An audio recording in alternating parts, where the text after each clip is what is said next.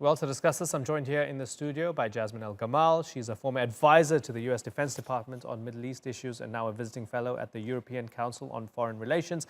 In Doha, we have Fadel abdul Ghany. He's the founder of the Syrian Network for Human Rights. And in London, we have Ammar Waqaf, the founder and director of Gnosis, a think tank focusing on the Middle East. I thank you all for joining us on the Newsmakers. Fadel, let me start with you.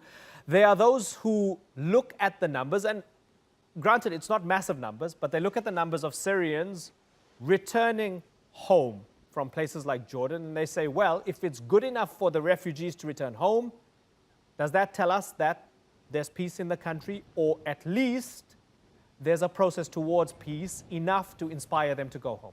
Actually, the question is how much the percentage. If we are talking about 17,000, there is 1.5 million in Syria. So this is like about 1.1%. So this is only 1%. So who is coming back? The question is, why didn't all come back? Because we need to go back. Who is for the reason why those become refugees? Why like half the Syrian population transfer to be either IDP or refugees? The main cause is the violation against them, which is amount to be crimes against humanity and war crimes. The shelling, the extrajudicial killing, the sexual violence, those are throwing the barrel bombs against them, destroying their houses and shops. Those are mainly committed by Assad regime that lead those people to be refugees. Right. This cause and root of the problem doesn't solve till now. Right. So this is the main issue, that the people doesn't come back. I'm giving you an example now, and this is now statistics about who is back from Jordanian. 70. We in SNHR documented 78 arbitrary arresting cases against, including 8 Jordanian.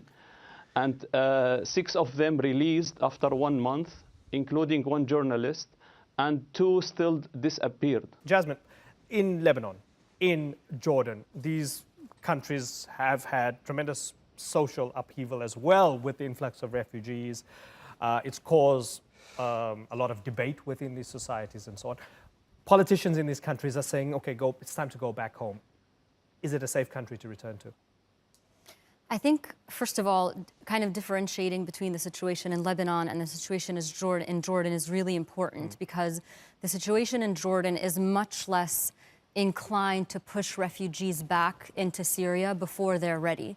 Whereas in Lebanon, because of the massive influx, refugees are 1/4 of the Lebanese population in Lebanon. It's quite a different situation than Jordan. So there's much more pressure on the refugees in Lebanon to go back.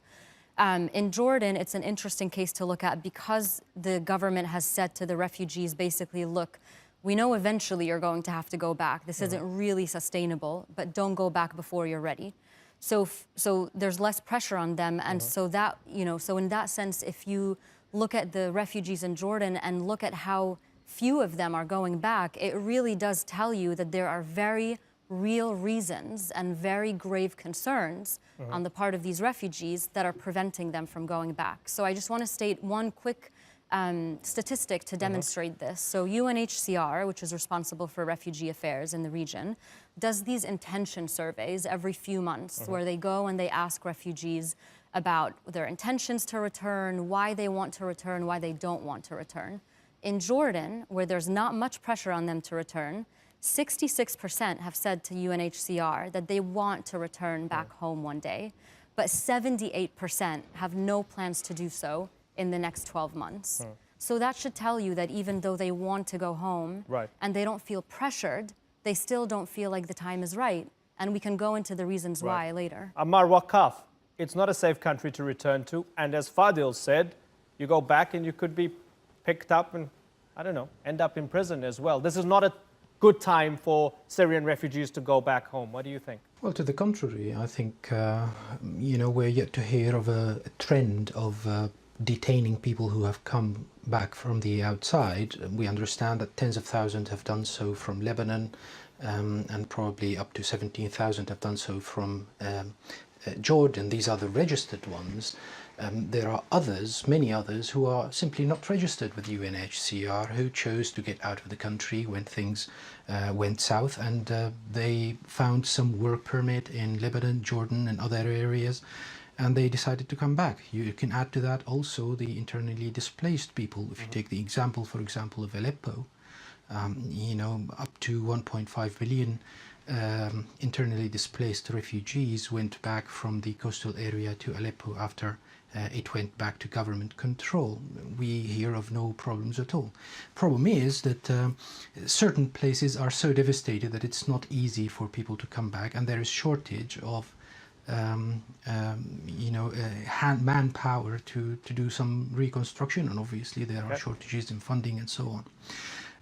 But at the end of the day, there are more underlying issues why people don't want to go back. Mainly and chiefly is the military service. And you can distinguish between, for example, a younger generation who want or do not want to go to military service, and older generation who will go back as reservists. Let me come in here. And who have families to feed. Yeah, So Fadel, address this point, right? So we have Ammar giving the example saying once Assad's government took control of Aleppo again, you can follow the traffic and you can see that people returned. It suggests that people found it safe enough to return to. Address that. I don't believe in Assad government, first of all. I believe what the Commission of Inquiry said, the investigation committee of the Syria, which is issued their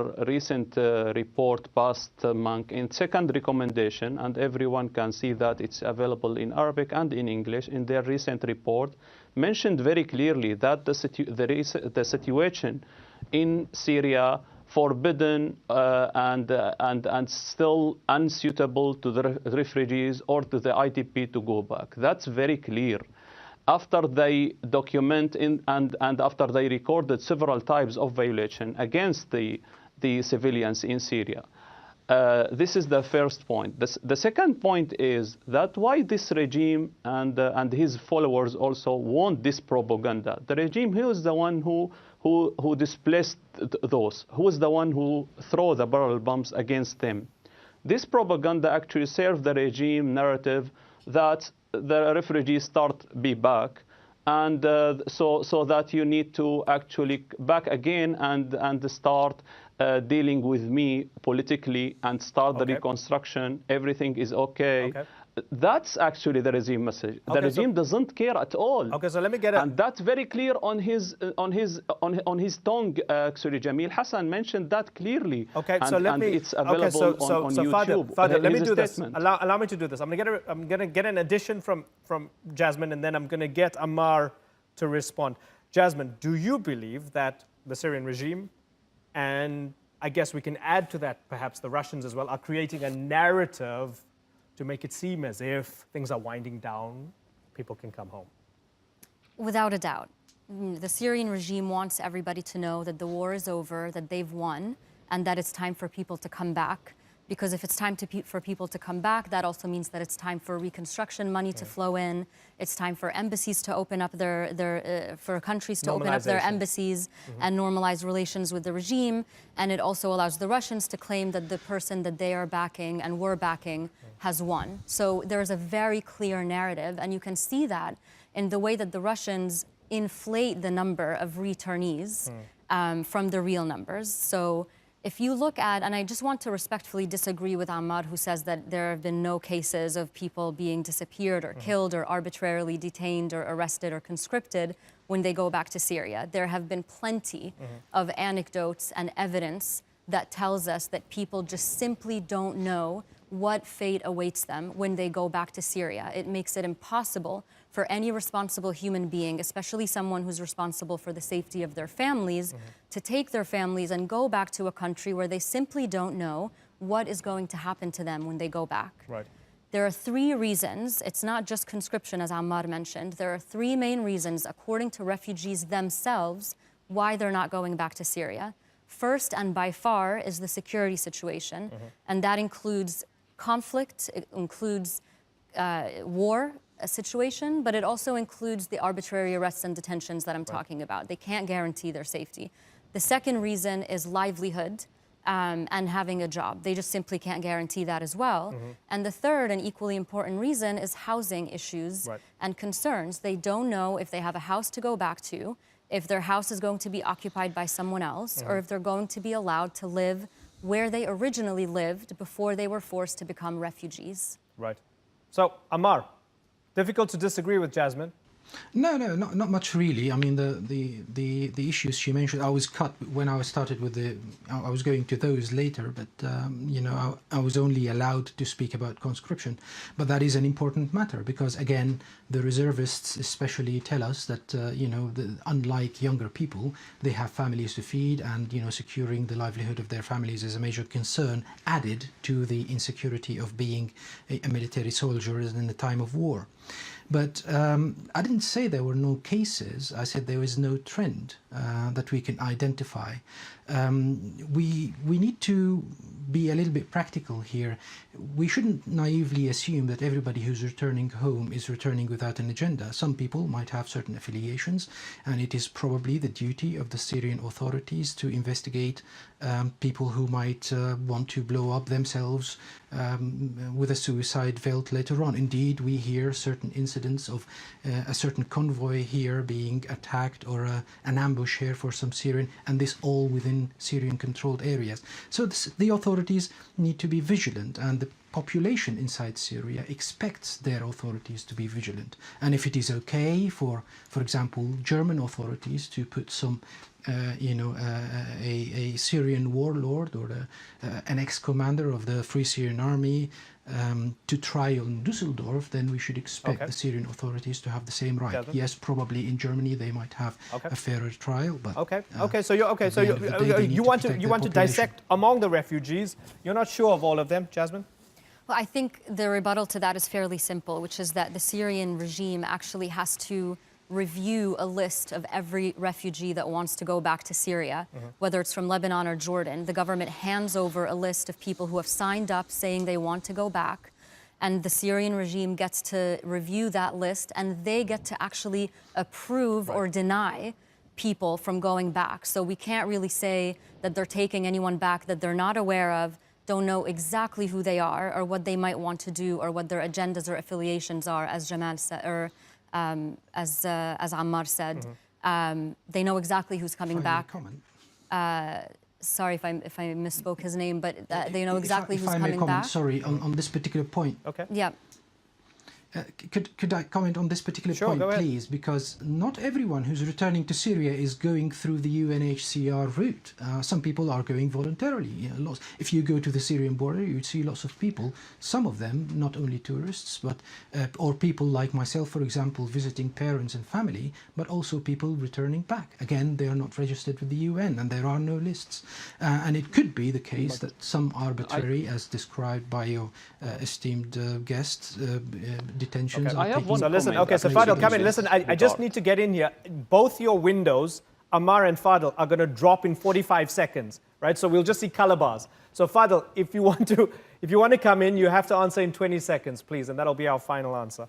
The regime is betraying his allies, actually. So even if the regime accepted some refugees to be back, no one prevent the regime or give protection to any Syrian if the regime decided, or his security forces in any time, under any circumstances, to torture them and to arrest them again. Who give them guarantee from this regime?